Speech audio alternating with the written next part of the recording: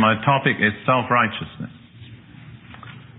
I want to suggest to you that this is the commonest and the most serious problem that confronts most religious people.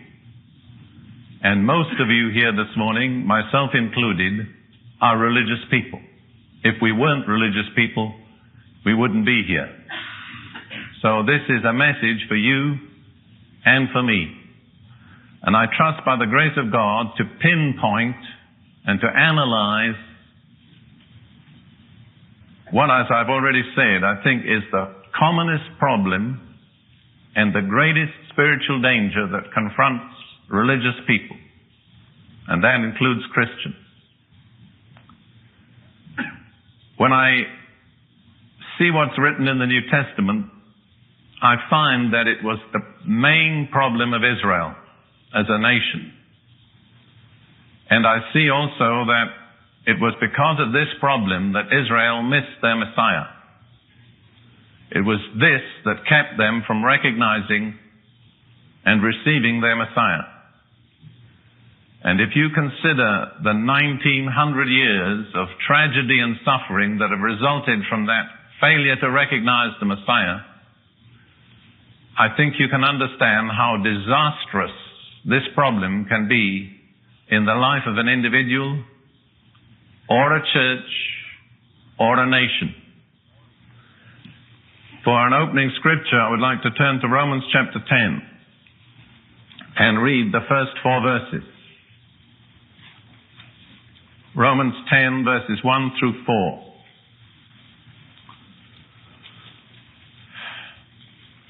Brethren, my heart's desire and prayer to God for Israel is that they might be saved. And that's still their greatest need today. Let's never forget that. It's not primarily to inherit the land or to defeat the Arabs. It's to be saved. For I bear them record that they have a zeal of God, but not according to knowledge. For they, being ignorant of God's righteousness, and going about to establish their own righteousness, have not submitted themselves unto the righteousness of God.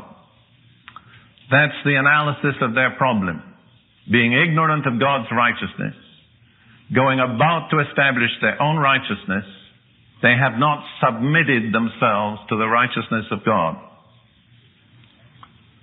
Going about to establish their own righteousness, I would say, is the biblical description of self-righteousness. That's the problem we're analyzing today. And then in the 4th verse, Paul makes a very emphatic statement. For Christ is the end of the law for righteousness to everyone that believeth. It's very carefully worded. Paul does not say that Christ is the end of the law as part of the Word of God, or as part of Israel's history, or as part of Israel's culture. But he says Christ is the end of the law as a means to achieve righteousness with God. When Christ died on the cross, that finally and forever excluded the law as a way to achieve righteousness with God. And he says Christ is the end of the law for righteousness to everyone that believeth. There are no exceptions, neither for Jew nor for Gentile, neither for Catholic nor for Protestant. Christ is finally and forever the end of the law as a means to achieve righteousness with God. Very important statement. I really believe that few Christians fully appreciate it. I would have to say, according to my observation, multitudes of Christians are living in a kind of twilight between law on the one hand and grace on the other. And they really don't know where they belong, and they lose the benefits of both. Israel ought to have known that their own righteousness would never suffice, because Isaiah had told them that very, very clearly. If you turn for a moment to Isaiah chapter 64 and verse 6.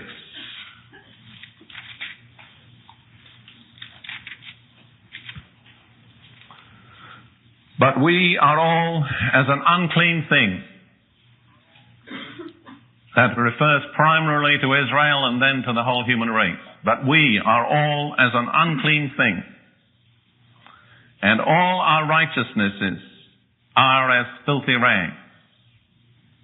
A lot of people would understand Isaiah to say all our sins are as filthy rags. But he doesn't say that. He says all our righteousnesses are as filthy rags. The utmost that we can achieve in establishing our own righteousness in the sight of God is nothing better than filthy rags. And he says, as a result, we all do fade as a leaf, and our iniquities like the wind have taken us away. So let's bear that in mind right at the beginning, that all our righteousnesses in the sight of God are no better than filthy rags. The best that we can do in any way to achieve righteousness doesn't rise above the level of filthy rags. Now, for an example of self-righteousness, I want to turn to Luke chapter 18. The Pharisee who prayed in the temple. And the other person who prayed along with him, you remember, was the publican or the tax collector. And I believe that this Pharisee is a perfect pattern of self-righteousness. He represents the 5 features which are characteristic of self-righteousness. We'll read the parable. It's in Luke 18, beginning at verse 9 and going through verse 14. And I want you to note, incidentally, it's a parable. It's not something that actually happened, but it's something that's illustrative of principles. Luke 18, beginning at verse 9. And he, that's Jesus, spake this parable unto certain who trusted in themselves that they were righteous, and despised others. 2 men went up into the temple to pray, the one a Pharisee, the other a publican or a tax collector. The Pharisee stood and prayed thus with himself, God, I thank thee that I am not as other men are, extortioners, unjust, adulterers, or even as this publican. I fast twice in the week. I give tithes of all that I possess. And the publican, standing afar off, would not lift up so much as his eyes unto heaven, but smote upon his breast, saying, God be merciful to me, a sinner. And the Greek says to me, the sinner. I'm the sinner that needs your mercy. Then Jesus comments, I tell you that this man, the publican, went down to his house justified rather than the other, the Pharisee. For everyone that exalteth himself shall be abased, and he that humbleth himself shall be exalted. Now that's the law that governs the universe. Everyone that exalts himself will be abased. Conversely, everyone that humbles himself will be exalted. So it sets before each of us a choice. You can sum it up like this. The way up is the way down. The further down you go, the higher up God will lift you. But if you try to exalt yourself, the further up you go, the further down God will place you.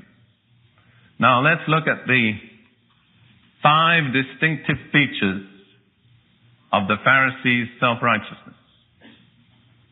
First of all, he was entirely self-centered. And that's characteristic of self-righteousness. Let me make this observation. In the past 12 years or so, I've dealt with hundreds of people that needed deliverance from demons.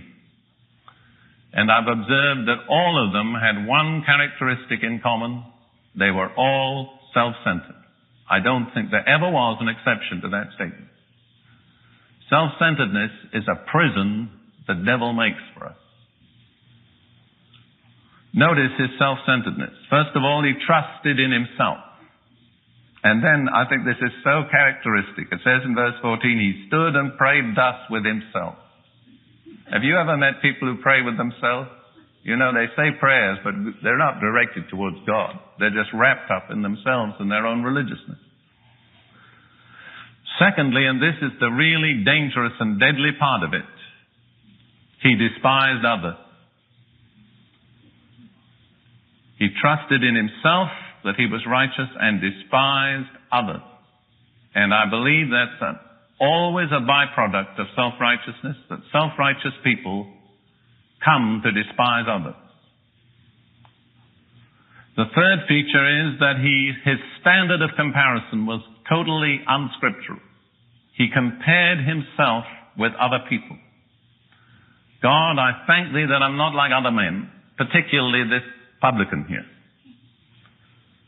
I want to say to you, and we'll look at it later, that's a totally unscriptural standard of comparison. God does not compare us with others, and he does not encourage us to compare ourselves with others. Fourthly, and again this is totally typical, he had his own little list of rules, which tailor-made to suit himself. And primarily they were negative. They were not primarily the things he did, they were primarily the things he didn't do. He wasn't unjust, he wasn't an extortioner, he wasn't an adulterer, he wasn't even like the publican. And then he had two little positive rules. He fasted twice every week, and he gave tithes of all that he possessed. Again, this is typical of human nature.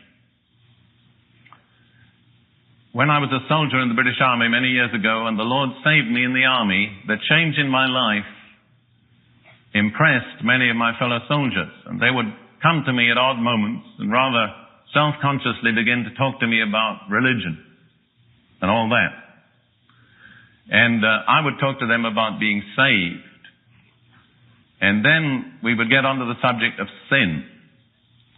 And I noticed as soon as you talk to a sinner about sin, his defense is to come up with a little list of things he doesn't do. You know, I don't commit adultery. That's typical among soldiers. It's not very common, but it's one of their first claims. Or I don't beat my wife, or I pay what we used to say in those days in England, 20 shillings in the pound. It's changed now. And I noticed everyone had his own little list that just suited him. And that was his defense against any charge that he was a sinner. And this is typical of the Pharisee. He had his own little list of rules. And the fifth point about the Pharisee's righteousness was it was entirely static. It allowed no room for change or progress. All he had was his little set of rules, and all he intended to do was go on keeping his rules. That was the beginning and the end of his religion. Now, we often talk about legalism, but I think sometimes we don't define what we're talking about. Legalism meaning, in some sense,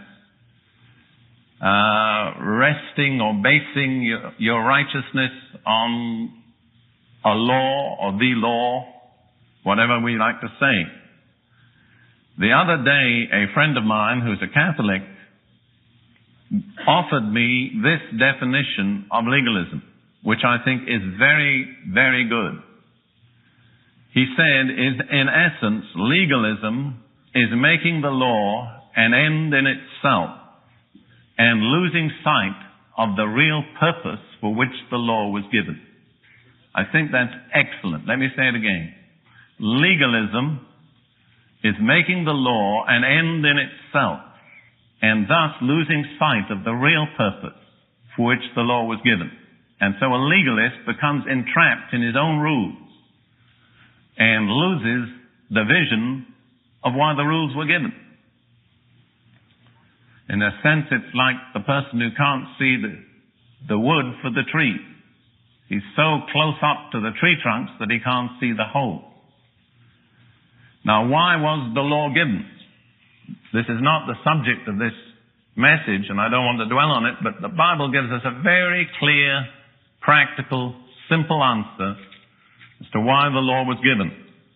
Turn, if you will, to Matthew chapter 22, beginning at verse 35.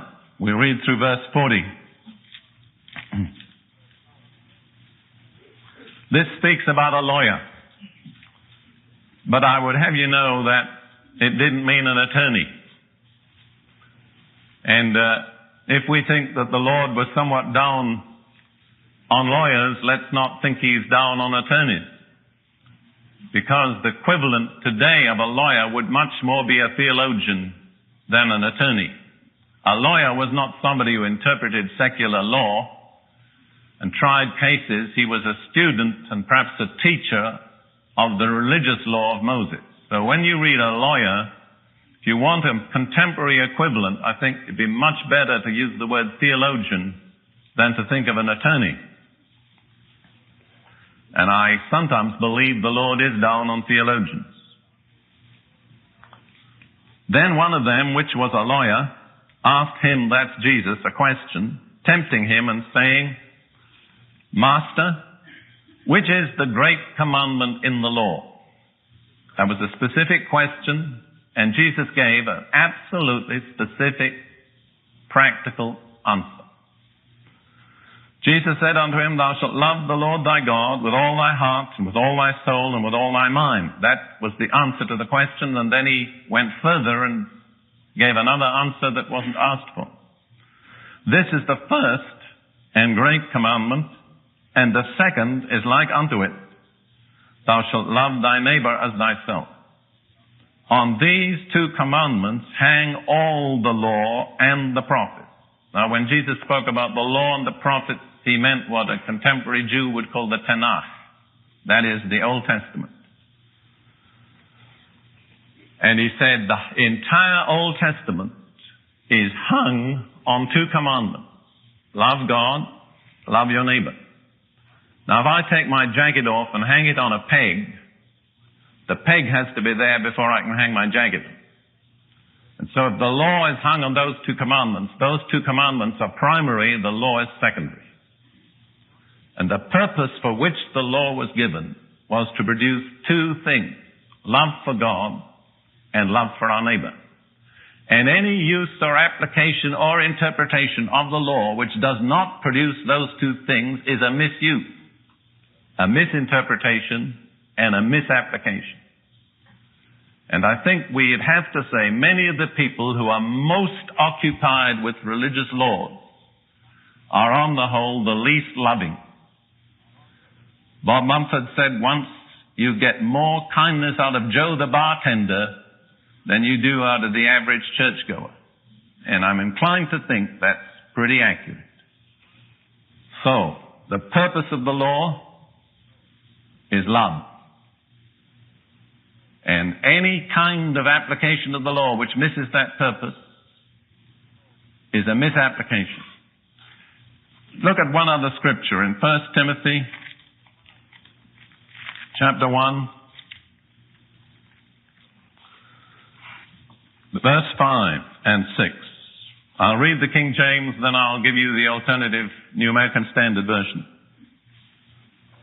which is much clearer. Now, the end of the commandment is charity. That is what? Love. Out of a pure heart and of a good conscience and of faith unfeigned. I think where it says the end of the commandment, the New American Standard says the goal of our preaching, is that right?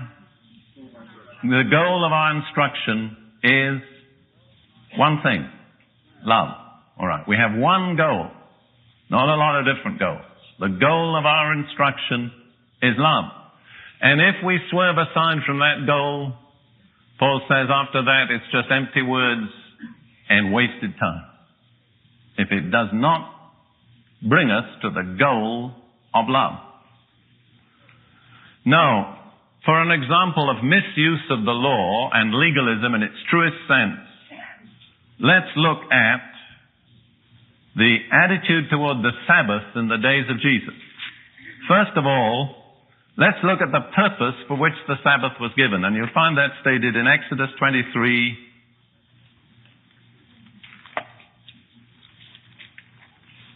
and verse 12.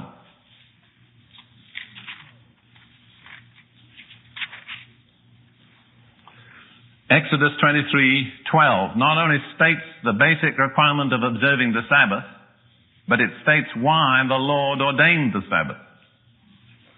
6 days thou shalt do thy work. Incidentally, those that believe in keeping the Sabbath ought to believe in working 6 days too. because it's all in the same commandment. 6 days thou shalt do thy work, and on the 7th day thou shalt rest, that thine ox and thine ass may rest, and the son of thy handmaid and the stranger may be refreshed. There are 2 words, rest and refreshing. Those are the primary purposes from man's point of view for which the Sabbath was ordained, that man and his whole household and his animal might enjoy rest and refreshing. And Jesus said, we do not need to turn there, in Mark 2:27, the Sabbath was made for man, not man for the Sabbath. What the Pharisees had done, and we'll see it in detail in a moment, was turn that upside down, so that now man was for the benefit of the Sabbath, not the Sabbath for the benefit of man. And I would suggest to you that's typical of legalism. It takes something God has ordained for man's good and makes a burden instead of a blessing out of it.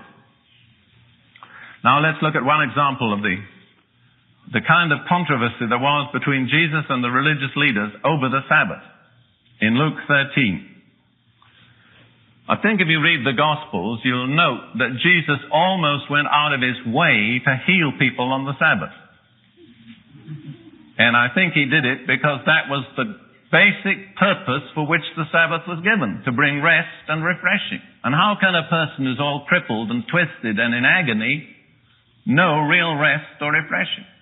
But on the other hand, the religious leaders wanted to keep the crippled and the twisted and those in pain in that condition all through the Sabbath, just to observe the Sabbath. So they had actually taken the Sabbath and twisted it to accomplish the exact opposite of what God intended it to accomplish. Now that's typical of legalism. Let's read this story, we don't need to dwell on it. Luke 13 verse 11. Behold, there was a woman which had a spirit of infirmity 18 years and was bound together and could in no wise lift up herself. Apparently her condition was not spiritual, but merely physical. And as a result of a spirit of infirmity, her body was bound together and she was incapable of standing up straight. And I'm sure all of us have seen people from time to time shuffling around in that condition, and my heart has always been moved with compassion for them. In fact, I wished I could do what Jesus did for this woman. And when Jesus saw her, he called her to him and said unto her, Woman, thou art loosed from thine infirmity. Notice Jesus made statements in faith, because she was still in the same condition after he'd said it as before. And he laid his hands on her. Now, some Pentecostals will tell you that it's not scriptural to lay hands on people who have evil spirits. But she had an evil spirit of infirmity, and Jesus laid his hands on her. So, I'll follow Jesus. He laid his hands on her, and immediately she was made straight and glorified God. And the ruler of the synagogue answered with indignation. If you could only picture that.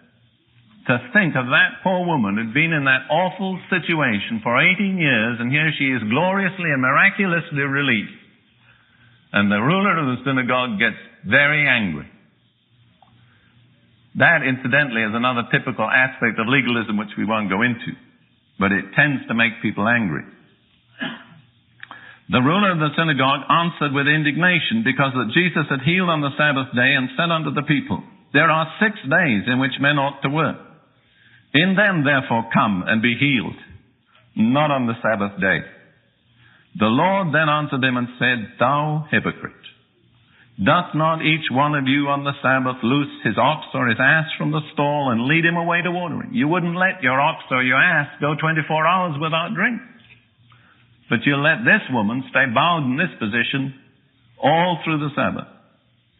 And ought not this woman, being a daughter of Abraham, whom Satan hath bound, lo, these 18 years, be loosed from this bond on the Sabbath day? In fact, he was saying to them, that's the very purpose of the Sabbath, to set people free from their burdens. When he'd said these things, all his adversaries were ashamed, and all the people rejoiced for all the glorious things that were done by him. So that's a little analysis of legalism, its nature, and its effects. Now, I believe self-righteousness has one end result which it produces in people. And I'm going to read from Matthew chapter 23 just some verses from Jesus' indictment of the self-righteous religious leaders of his day. Matthew 23, I'm going to read portions of 5 verses. And as I read them, I want you to pick out one word that recurs. Verse 16. Woe unto you, ye blind guides. Verse 17. Ye fools and blind. Verse 19. Ye fools and blind. Verse 24. Ye blind guides. Verse 26. Thou blind Pharisee. I'm sure you all picked out the key word. What is it? Blind, that's right. And I do believe that self-righteousness inevitably produces spiritual blindness. Also, you don't need to turn there, but in summing up Israel's mistake, Paul says in Romans 11:25, blindness in part is happened unto Israel. The Greek word is not the same. It means hardness of heart, but the two are closely related because it's with our hearts that we perceive spiritually. And I believe that self-righteousness today still has the same inevitable results. It produces spiritual blindness. And this has enabled me to understand some of the things that I see happening around me. Because I see God moving sovereignly in many mighty ways. And I see some people who are religious, churchgoers, Christians, baptized in the Holy Spirit, who apparently are almost totally blind to what God is doing and cannot see. And I have really been concerned and agonized over this problem. And I find that talking to them doesn't change them. And I've come to the conclusion the root of their problem is self-righteousness. And its inevitable consequence is spiritual blindness. Now, in our present cultural situation where we are, we don't deal mostly with people who are still seriously seeking to observe the law of Moses. There are such people in Orthodox Judaism, although I would have to say from my standpoint, Judaism and the law of Moses are two entirely different things. But I do believe we have amongst us in the Christian church multitudes of people who've got their own little list of rules, which they use basically the same way that the Jews used Judaism or the Pharisee used his little set of rules. And it leads to the same problem. So I'm going to give to you, out of my experience and observation, 5 different kinds of people that I think are all commonly found amongst us, who've all got their particular little set of rules. At this point, I always wish I were Bob Mumford, because it really needs to be presented in a way that he can do it and I can't. But I'll just do it my flat, prosaic way and do my best. I say that sincerely. I'm not making fun of anybody. I really mean that. I preached this message in a congregation where one of my grandsons is one of the elders. Makes me rather important to feel I have a grandson who's an elder. And there was one lady who went to the pastor afterwards and she said, I'm in every one of the 5 categories that he named.